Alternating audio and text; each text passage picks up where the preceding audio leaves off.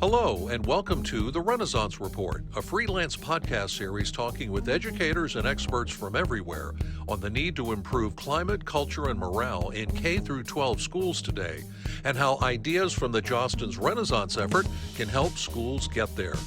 Listen in as our guests discuss their experiences and ideas that have helped their schools achieve goals and just become places that people want to go to, not just have to go to. It's possible, and any school can achieve it.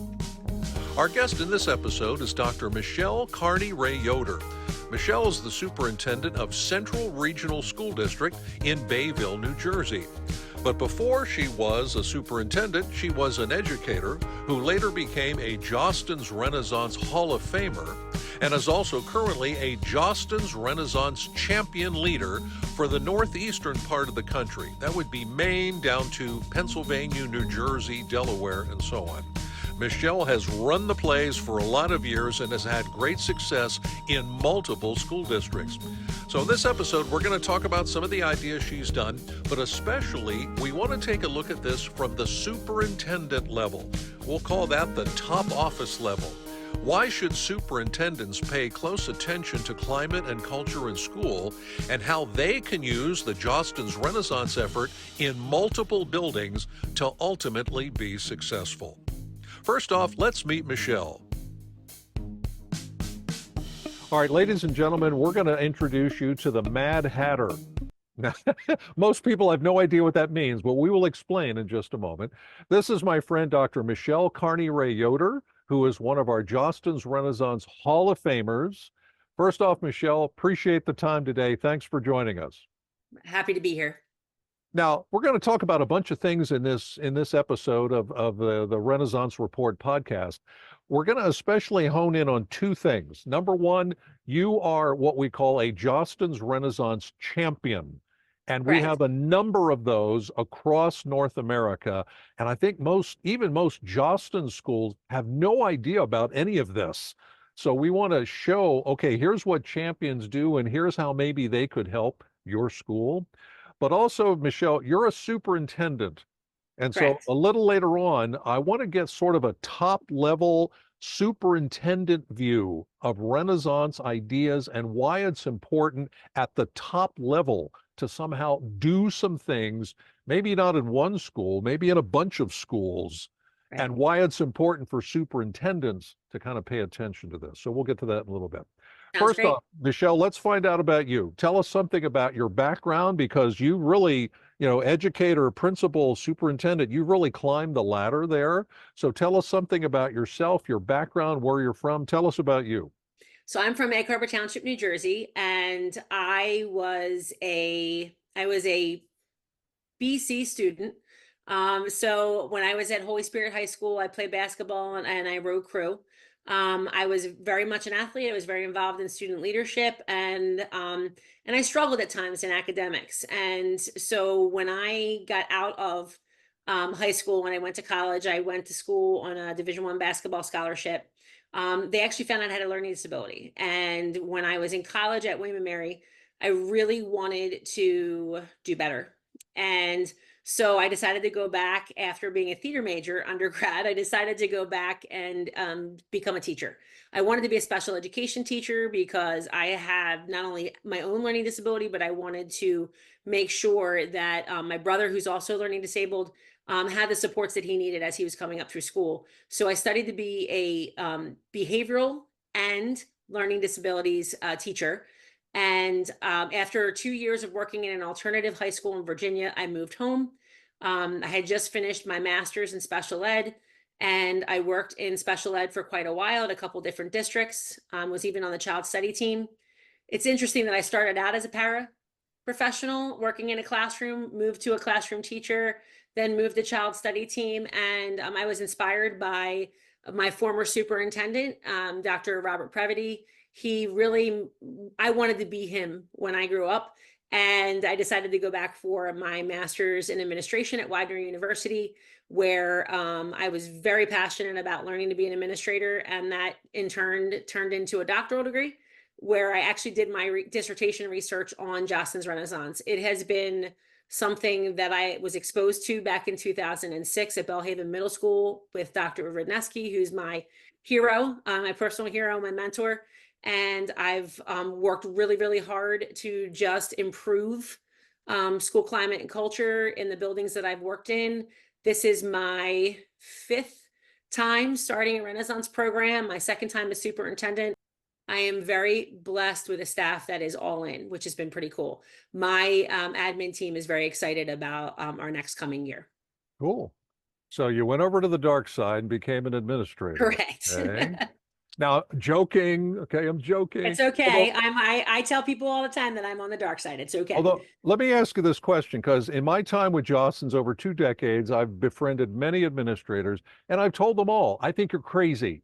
I think you're nuts, because, too many times being a principal or administrator just seems to be a thankless task.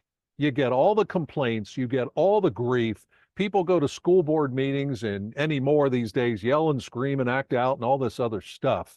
Why Right. would anybody want to be an administrator? So let me throw that to you. Why did you want to do this? I wanted to be an administrator because I wanted to impact a larger group. A lot of times when we're in our classroom, we can only impact the students that are in our classroom. Or if we're a building administrator, we can only impact the people at the building level. And I really wanted to impact a larger group, especially after I saw Renaissance for the first time. I always thought that my job was going to be disciplined from the time I walked in the door in the morning till the 2 hours after I left. And I saw that there was something different with being a Renaissance school and using the framework of Jostens Renaissance. And I really just wanted that opportunity to support teachers and to support an admin team to make the district a place where people want to be. And that's kind of what's led me to administration, because I felt like I had a bigger reason that I was in education. I love kids, but I also really want to support the people that I directly impact, which right now is my admin team. We've been working all week, and it's been awesome. I'm excited about the new school year. Cool. All right. We're doing this recording right before the start of a new school year, depending on when people are checking this out and so on. Very quickly, Mad Hatter. All right. I've seen the picture. Give the description. Why are you that's a name you've selected. You're the Mad Hatter. What's going on there? Well, actually, the Mad Hatter was selected for me when I was a brand new vice principal, and I came back to after seeing my first exposure to Renaissance at Belhaven, and I came back with my head on fire. I am extremely high energy. Most people that know me know I'm high energy. And actually, my students gave me that nickname, and it stuck with me. I actually have a hat rack that's off to my right over here that has a ridiculous number of hats. I wear them when I'm doing something fun. I have been known to wear costumes. I will sacrifice myself on the altar of ridiculousness if it makes kids happy and makes my faculty smile. So that is something that I've always done.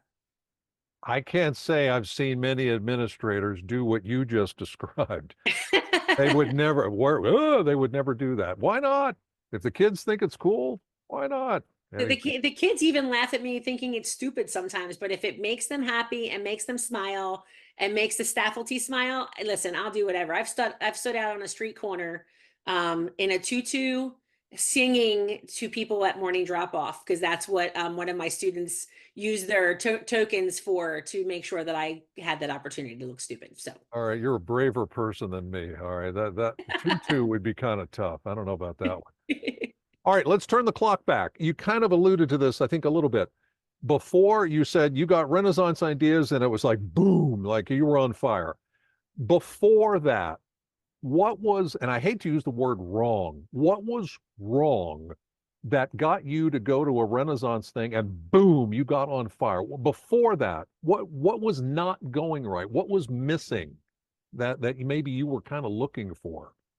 it was just the constant, and it's nobody's fault. It's unfortunately the way schools have a tendency to be run. You're always looking for something wrong. We're always looking to nab that kid that might be vaping in a bathroom, nab the kid that's not doing something in the hallway. Why are you putting that up on the wall? The kids are going to rip it down. It's always assuming the negative. And what I saw with Renaissance, and this comes from somebody that's mentored me the past couple years, Phil Boyd, like he says all the time, assume positive intent. and I'm a positive person, and I wanted to assume positive intent. I wanted to give my students an opportunity to be excited about coming to school, to be rewarded and recognized for things that they were doing well. And I didn't want it to always be punitive. Like, so perfect examples, when we first started, I had a student that got in a pretty bad fight the first day of school. I had to suspend him, obviously, but I calmed him down and I said, listen, when you serve your suspension, when you come back, we're going to sit down, we're going to goal set, and we're going to get you back on track. And he's like, I'm done, Miss Carney, I'm done. I'm never coming back from this. I said, you're fine. I said, you have to serve your natural consequence. I said, but when you get back, we're going to goal set. So when he came back, we did a intake conference. We sat down, we set goals, and he as he's walking out the door, he thanked me, and he's like, thank you for believing in me. And honestly, I think most faculty that are beat down and most kids that are beat down, it's just because they need somebody that believes in them and sees something in them that they don't see in themselves. And that's what drove me to want to be a Jostens Renaissance leader, because I really feel like there are so many people that are passed over, that and don't get the credit that they deserve, or people don't find the good in them, and they always assume the negative. And I like to assume the positive intent. Works. I think it works. Yes. Now, as we're doing this series of interviews, there's one question I'm pretty much asking everybody to Okay. see if answers kind of differ and so on. And the question is simply, are kids today just different? They seem to be. I don't know if this is pandemic caused or something like that. Kids today, allegedly Gen Z and all this other stuff, the kids are just different. What do you think on that? And maybe with today's students, what are the challenges? Are they the same as 5, 10 years ago, or maybe is it really different? What do you think about all that? It is really different in my perspective. Having been a brand new superintendent coming through, I was only in the job for a year, and then coming into COVID, which nobody's experienced before. I really do think the pandemic, although I really believe we have to move past it, I really do believe the pandemic has changed students, because they've been very tech reliant. They've been isolated. Their cell phones, which, like, I'm grateful that I didn't have a cell phone when I was a kid, although I'm not going to say that don't have my moments of technology frenzy. But I really feel that it's a combination of the ridiculous amount of time that we're spending on technology. I feel it's a lack of connection to the schools. I feel like a lot of parents, and it's not their fault. I get it. Like, but they're trying to overcompensate for what kids have been through, and not holding kids accountable is only impacting us here in the schools, because we only have them 7 hours a day, and we're not parenting them per se, but we're expected to do more and more. And I think the more that we focus on the positive and creating those connections, and which requires us to have cell phone free or cell phone sensitive environments. Like, I think the more we get back to pre-pandemic and those connections that we were creating will help us bring our students back around. But we also have students that are at a 3-year deficit still. Like, so think about like our seniors this year, where were they impacted? Right in the middle of their middle school, high school careers, right? So all of that stuff is stuff we have to go through, but we also have to find ways to make connections or reconnect students to the school. And I'm hoping that with our Jostens Renaissance philosophies and our framework, that we can do that to bring that back.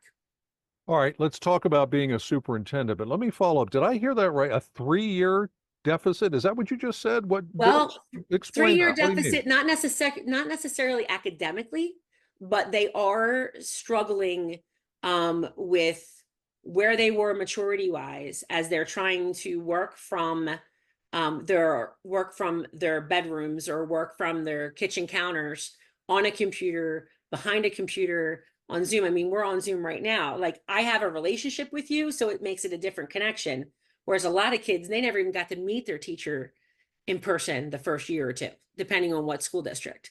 So I really feel like it's not necessarily an academic deficit. That's about an 18-month deficit, but for some districts and for some students. But really, we've struggled for multiple years with COVID, and in school and out of school, and technology, and one-to-one. And I think that's compounded with the social and emotional aspect of what we're dealing with. And I think that's more of what we're seeing: anxiety, heightened anxiety, stress, PTSD, because we don't know what a lot of these kids have gone through at home either. So I think all of that has compounded itself. And we have a lot of students that are, maybe a little bit more immature than we would necessarily be dealing with. Coping skills aren't quite what they were pre-pandemic. And honestly, a lot of parents are, and it's not their fault, but it's what we do as parents, but the kind of overcompensating for our students. And I think right now we need to all get on the same page and really help our students come forward. Okay. Now, I've got to admit, in my 20 plus years working for Jostens, I rarely dealt with superintendents. I just didn't. I mean, we're talking the top office, maybe in a separate building over here or something like that. Let's get a superintendent's view of Renaissance. So you're a superintendent. How do you view Renaissance, maybe on a district-wide level? Why should it be, or why is it important to try some of these ideas on a much broader scale than maybe just one building? What do you think there? Well, I think if you don't have a district approach, you don't have continuity. Just like you don't have continuity of instruction with curriculum if you don't have it as a district-wide approach. Same thought process. We're not talking about a club. We're not talking about PBIS only. We're talking about a framework that's like an umbrella over the entire school district. And that's kind of how I explain it when I'm talking Renaissance to people. I'm like, we're talking about multi-tier systems of support. We're talking about PBIS. We're talking about response to intervention. We're talking about celebrations, rewards, recognition, alumni, all of it. And it all falls under a big umbrella. So if you only have it at the high school, or you only have it at the middle school, and people for some reason still don't understand, like it's an elementary thing too, like we're teaching, prerequisite skills, leadership skills for students that are moving up through the ranks in our education systems. You need to have like that continuity district-wide in order to make sure that students understand the language, understand, like when we talk about faculty, which everybody laughs at that word when they hear it for the first time, like my students know what that word is now. Like they know that the janitor and the lunch lady, we're all on the same team. We're not any different than each other. We all have one common goal, and that's to take care of our kids and take care of the faculty in the building. So I think it's having that common language, it's having that understanding, it's teaching those skills, and ultimately creating better leaders when you're setting the groundwork when they're little, moving them through like, your introduction to leadership at the middle school, and then they come up to be leaders at the high school. Like you need that flow. And too often, like, and I'm going to speak for myself, too often people in my seat as superintendent, they're worried it's not their idea. They're worried that it's, and this is not disrespectful, but it's a control thing. And the one thing that my takeaway since I've been doing this for now going on 7 years, like, I really feel like my job is just to lift people up. Like my administrative structure is completely flipped upside down to where I'm on the bottom, not at the top. So like, I really feel like I'm here to support everybody, guide people, inspire people, and let them run. Like step back and say, what do you need? Let me help you. And when you do that, like, it's amazing how empowered people are just starting to feel with getting to know me, because they can come to me with ideas and they can share different things. And the vibe of the building is just different. And I think, both buildings, and I think that it's a trickle down effect. And we really need to just give students and faculty an opportunity to be themselves and just to support them in a positive way. Well, I tell you what, before we continue, you mentioned it, and I could be completely wrong on this, but I don't think so. You mentioned the lunch ladies, the custodians, the secretaries, maybe, the security personnel, the bus drivers. Depending on where you are, you have traffic people outside and so Right. on. Am I right, Michelle? Those folks get overlooked so often. Or am I wrong on that? And they should be part of this too. What do you think? They should be. And actually, that's something that I've worked just since my transition in January here.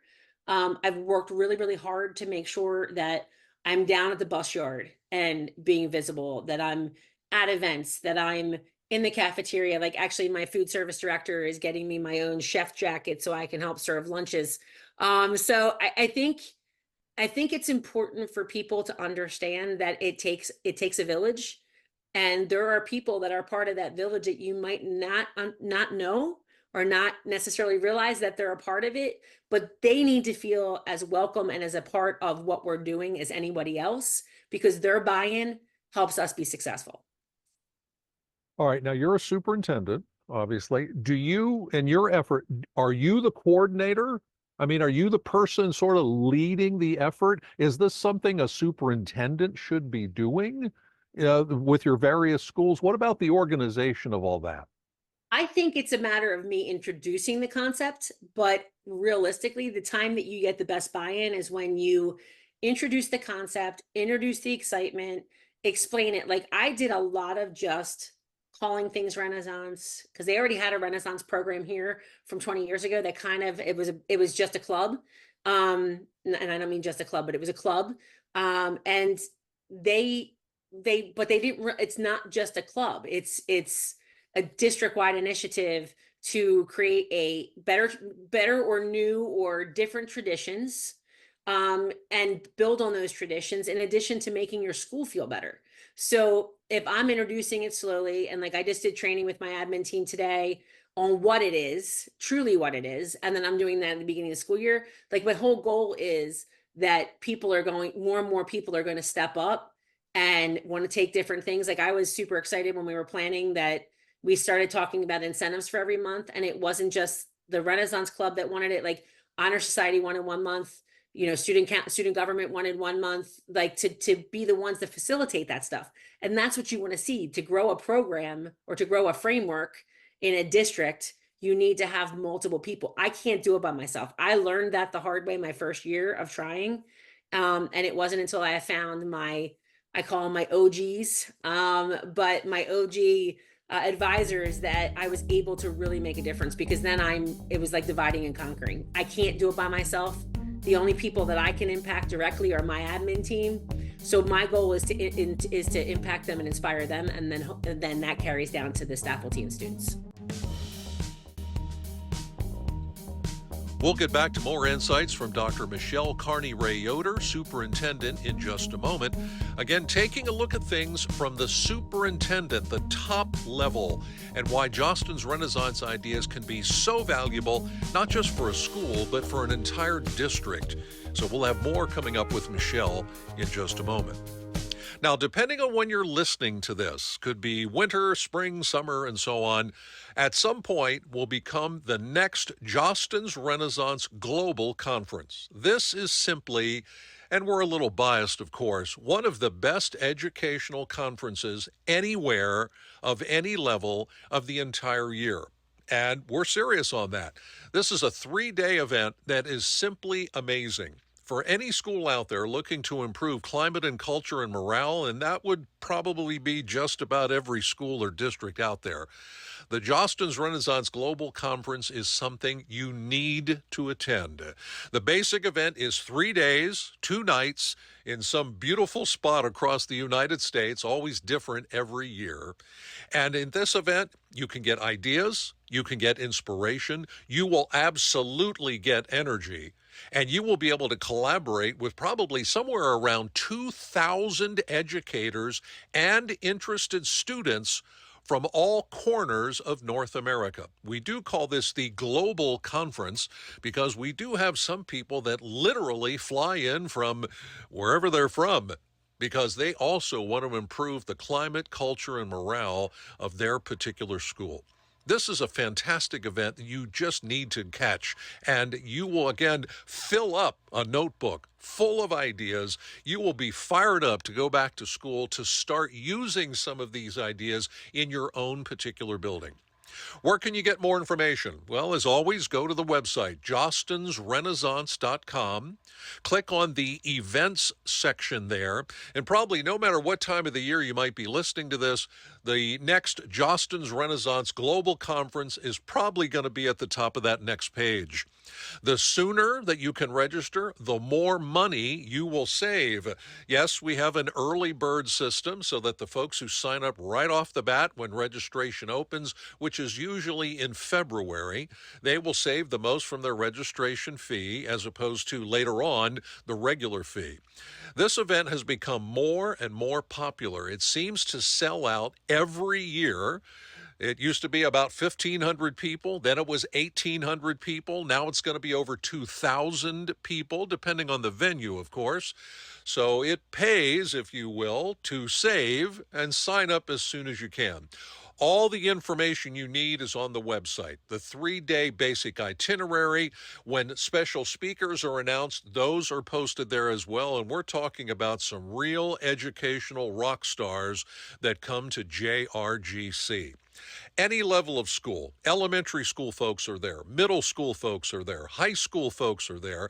And if you're an adult listening to this, if you can bring interested students, which a number of schools do, this could literally be a life-changing event for those kids who will also then be fired up to go back to school to try to use some of the ideas that they picked up at the conference, because kids genuinely want to do something to benefit their own school. This is an event, again, not to be missed. So please, jostensrenaissance.com, click on the events link, look for the information there for the Jostens Renaissance Global Conference, and then check it out and sign up yourself. The basic costs for this essentially is registration, hotel, and transportation. We could give you a rough number, might depend on what part of the country you're coming from.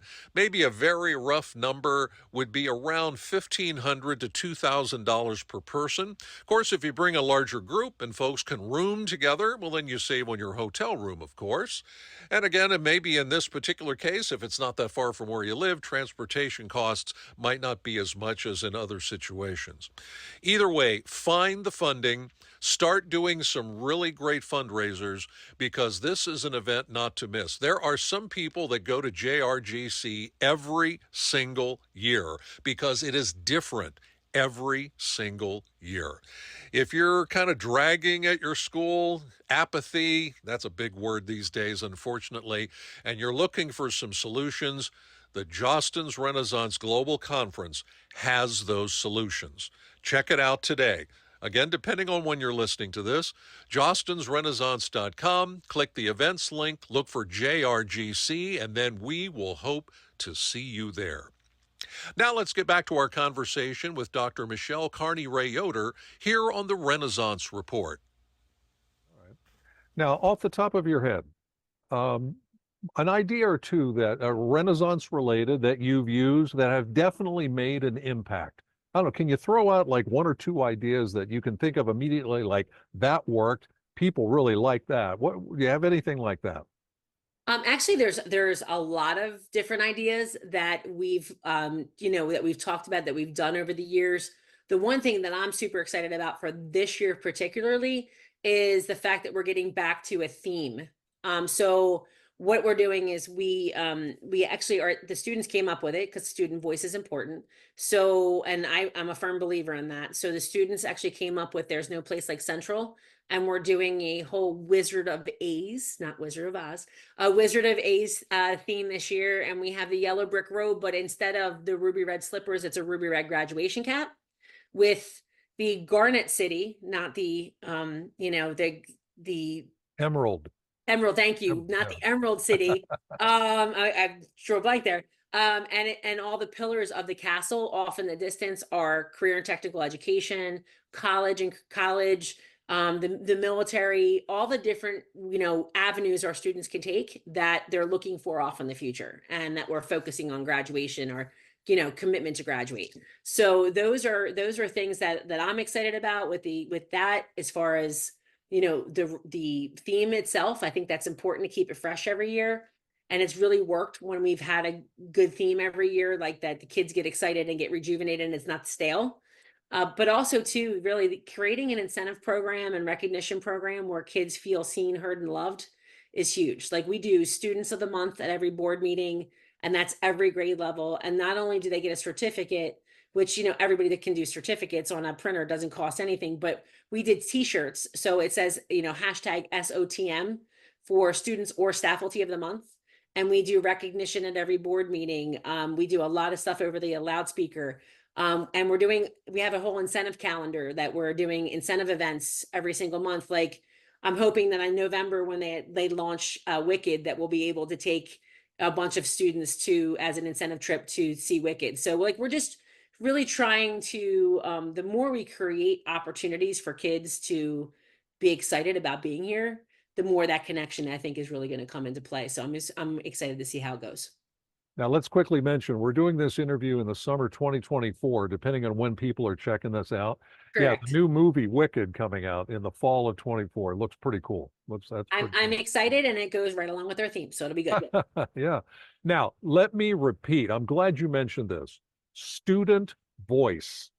Yes. How important is that? Because, Michelle, I've seen in the past where a bunch of adults get together, they're like, we got to do something. And the adults are making all the decisions, and the kids are just like, okay, we're kind of here. What do we have to do? You know, that sort of thing.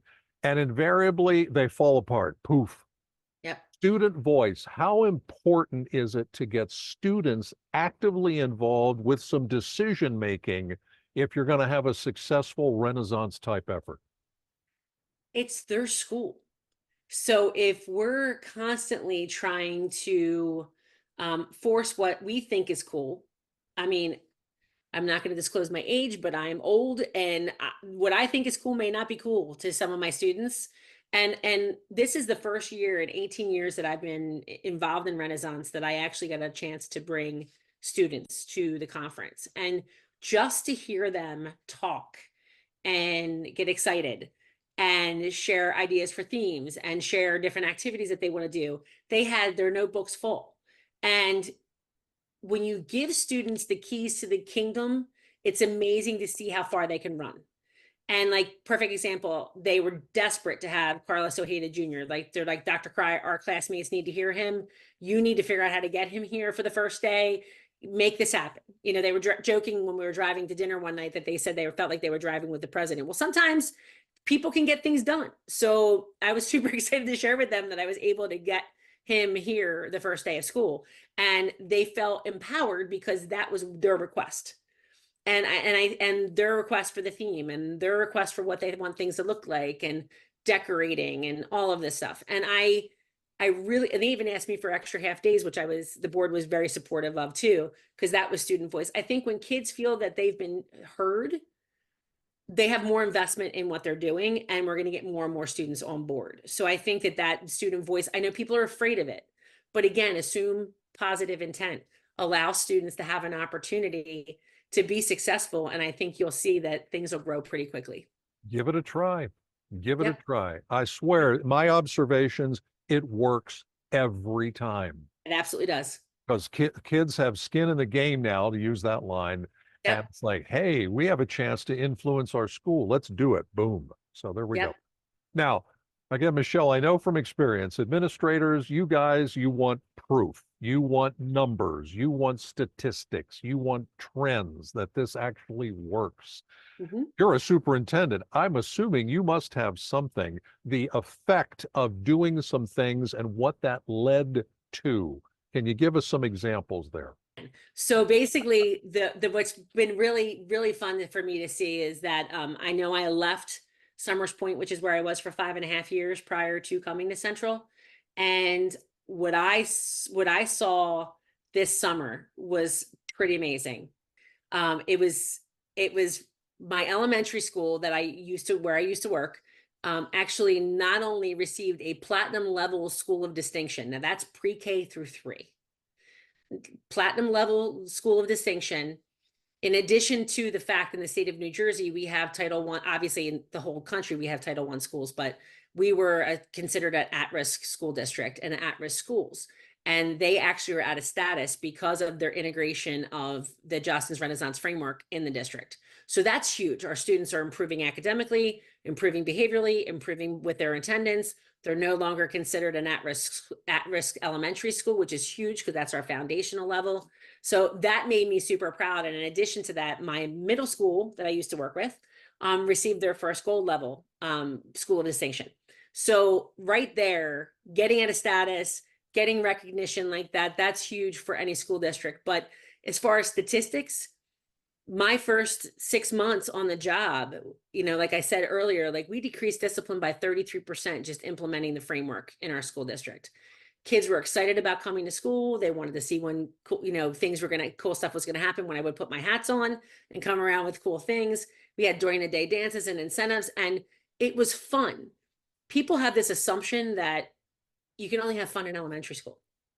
And really, school's supposed to be fun. Kids are supposed to be excited to be there and want to enjoy things. And there's a ton of other stats that we can give that are all on the website. I have flyers as a coach that I can share with you for additional statistics. But the one thing I want to tell superintendents who are not really sure is give your kids and your staff faculty that are excited those keys and let them drive. And you'll be amazed at what can happen if they feel like they have the ability to make change. And that's what I love most about Renaissance, because it's not like I'm receiving a box every month that's going to have incentives in it or whatever. What I'm getting is a network of people that I can count on and call. I have staff that are inspired and excited. I have support materials that I can use by just doing stuff I already do, getting a yearbook, getting caps and gowns, getting rings, whatever it may be. But I also have an added value of a business partner that cares about me and cares about my school. And that's in my opinion, that's the difference between what we do with normal climate and culture initiatives and with Jostens Renaissance. It's just the perfect fit for any school district, in my opinion. Tangent question. You mentioned it a couple of minutes ago. What are we not doing right that as kids get older and go from the different levels of school becomes less fun. And then with that, parent involvement goes down, down, down, down. What are we not doing right? That by the time kids get to high school, most parents seem to be unplugged and most kids are not having fun. I don't understand. You're a superintendent. Can you tell me why that happens? I don't get it. My own personal opinion is that it is. That's it. It's a lack of community. I really do believe that it's a lack of community. I really believe that we're not allowing our families to be involved at times. We're not inviting them in. They're not necessarily connected to their students because everybody's busy. Life's busy, right? And I think we need to set up those strategic, intentional opportunities for not only the connection of our students to our schools and our staff faculty, but also the families as well, and inviting them in and letting them see the great things that are going on. The more excitement you create in your school district, the more people are going to want to be involved. And I think that excitement and that fun doesn't have to go away, like at all, when you're dealing with climate and culture. And I think it's more important than ever with the increased level of social and emotional issues, anxiety. Like realistically, we need to make our schools rigorous, but also a fun place where students are connected and they go home excited to tell their parents that they're excited about school. And that's going to create the cycle of bringing people in. That's an interesting answer. I really like that answer. Thank you. Because I mean, this is way more than back to school night, which is like 2 hours one night. That's it. And parents are just totally disconnected the rest of the year. And then having educators in my family, then the idea is, why aren't parents more interested in what their kids are doing? Well, gee, maybe because we're not including them. That drives me crazy. Well, it's important. It's important to invite them in, that's what people don't understand. Like, we're actually creating an incentive program where kids get points for their parents coming in. So it encourages them to pester mom and dad to get them in, so parents can see what we're doing, so we can change their mindset about what's going on in our schools. Makes perfect sense. Perfect sense. All right. Now, you are what we call a Jostens Renaissance champion. Yes. I don't know. You should have something on the wall there or something like that. And we have these folks all over North America. Tell us, what is a Jostens Renaissance champion? What do you do? We'll mention you're the northeastern part of the country, so like New Correct. England down to Pennsylvania, New Jersey, and sort of that zone right there. Correct. What's a Jostens Renaissance champion? What do you do as part of that? So my job is to, I volunteer my time because I'm extremely passionate about Jostens Renaissance, but I volunteer my time to support other school districts, superintendents, principals, teachers in their efforts to bring in the Jostens Renaissance framework to the schools to help people understand. I've trained schools before. I've worked with reps to help, connect other schools. Like I'm working with a principal in Boston right now, virtually right now, but I'm available to help. And I just volunteer my time because I love what I do. Like the other champions around the country are all part of my Renaissance network. They're all friends of mine, wonderful people, and we just want to help. We're all in the trenches every day, so we just want to help our reps connect schools to tools that work, and what's going to really improve climate and culture. And a lot of times people say, "Oh, we're good here." And I'm like, are you really? Like, there's always opportunity for growth and improvement. And if you think you haven't been able to, like you're at the precipice, you might need to reevaluate things because there's always room for improvement. And we just want to help schools be successful and have the tools that they need to be successful. Now, obviously, you're a superintendent. You got a busy schedule. I mean, do you travel for any of this? Like, if I don't know, for like workshops where maybe a bunch of schools show up in one place. Virtual is great, but I mean, do you, in your zone, of course, do you do any kind of travel? Does that I do. somehow work in? I do. Actually, there's been we actually had a regional event here. We had 32 schools come to us, and we hosted a regional event. We actually worked with our New Jersey reps and PA reps and brought in PC, Dr. Phil Campbell, and also brought in John Paul Gonzalez, and we did a 1-day regional event here for the 32 schools, and then the next day Dr. Campbell stayed over and he did initial training with my staff, so I trained my entire district the next day. But I have traveled to New England. I've been up in Connecticut. I've been into PA. I've actually worked with you, and I've worked with Chrissa. Like I want schools to see the added value of what a Jostens school can be that has Jostens Renaissance available. Like I just want to help schools be better. And that's ultimately what I do. So I'll go wherever I need to in order to make sure I can help. Now, if we assume some educators are checking this out, and they're especially in the Northeast where you are, but again, we have folks South, Midwest, Northwest, California, There's a Southwest, whole map on Texas, there. Yep. Canada, and so Yep. on, and all that.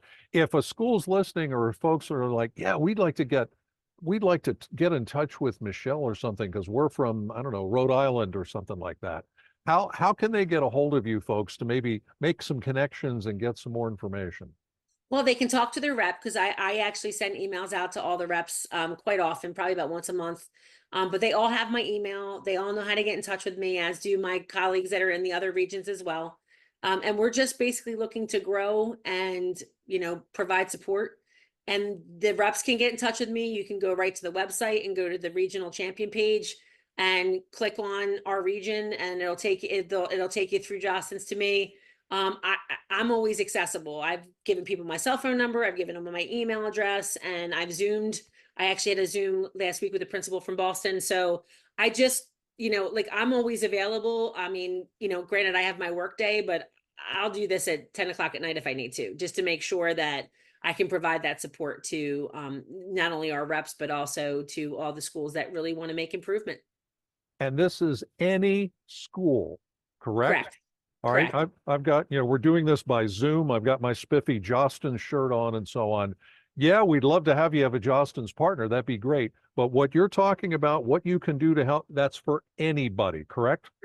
Correct. Any school, any level, Mm-hmm. elementary, middle, high school, and so on. Mm-hmm. So if folks want to get more information, it's out there and available. Okay. Yep. All And right. I even have a code, that I can share with them that they can trial. They can join our North Atlantic page on Facebook, which is important because they'll get a lot of great ideas from that. So that's our private group. They can join our Jostens page, which is the Jostens Renaissance Region North Atlantic. They'll get a lot of great ideas from there, or they can email me directly and I can give them a code that'll give them 30 days of access to see what's available through Jostens Renaissance. So I do have that ability as well. So I would be happy to give that out to anybody that would like to try it out. All right. So again, check social media. Yep. Or jostensrenaissance.com is like, Correct. that's the place to go, really. A lot of great stuff there. So if folks want to get something going or find out more, that's where you go. All right. Correct. Final Correct. question, Michelle. I'm going to assume maybe we got folks checking this out. They've heard our conversation like, yeah, we really need to be doing some of this stuff. Let's get started. How, if you were somehow backing up, not a superintendent necessarily, and you were starting an effort again at a school or a district, how do you get started? Or how do you take an existing effort that maybe is not doing a whole lot, frankly, and really get it going in the right direction? How to get things rolling? What's an idea or two or a thought there? Well, honestly, the best way to get rolling is to check out the Getting Started page on the Jostens Renaissance website, because that actually has a playbook that 18 years ago I wish I had, because I came back with my head on fire wanting to try to do everything and there was no way everything was going to happen. So I really think that Getting Started page really gives you the ability to collect data on where you are as far as your climate and culture, and survey your community. It also has a playbook that gives you month by month ideas. And you can even enter, they have a challenge for $500 every single month that you can actually enter with your ideas. They're actually doing one for the back to school.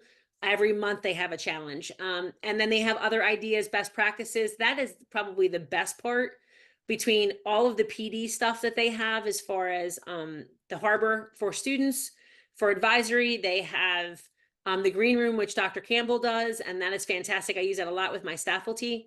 And in addition to, they have an idea exchange. And that's the best part about the Renaissance community, is that we all share ideas. It's not like we're keeping it for ourselves. Like, we share ideas to help other schools be successful, because if we're all on the same page and playing well in the sandbox, we can really get far. So that is something that I think I always tell people to go to the Getting Started page and learn from that. I tell you, jostensrenaissance.com is an amazing spot. I mean, Absolutely. just boom, just go there. The idea exchange is incredible. I mean, full write-ups on different ideas and hundreds of them. Just Yes. incredible stuff. You can reach out to Michelle again or talk to your Jostens representative. I mean, right off the bat, there's your local person, boom, and they can make the connections for you to help you get going. So, Michelle, I really appreciate your time today. Some great insights, again, from that top level. And again, I've got to believe we have some superintendents checking this out. This is really something a superintendent can get their hands into and do some great stuff for their district, right? I mean, you would encourage superintendents to just jump in and just do a great stuff for all of their buildings, correct? Correct. Because ultimately, like, what I think is important for my colleagues to understand, and I know that they understand this, but like, we have a tendency to focus on the top 10% of our students that are like the top athletes, the top academics, and the bottom 10% that are in our office all the time. And you always have this 80% in the middle that a lot of times don't get recognition or rewards or anything, because they're doing their job, they're coming to school, and they're flying below the radar.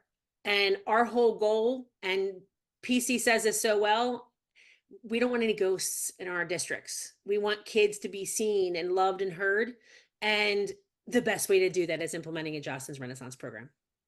Michelle, I tell you what, that's amazing. I'm being honest, we've not discussed this before, but that description that you just gave is one that I've used for years. Everybody knows the kids at the top. Everybody knows the kids at the bottom. You got all these kids in the middle that essentially nobody knows. Right. And yet that's the bulk of your school, and they never seem to get recognized. Yep. And I mean, very quickly as we wrap up, it's really crucial to recognize those kids any day, but especially these days today, got to recognize those kids. How important is that?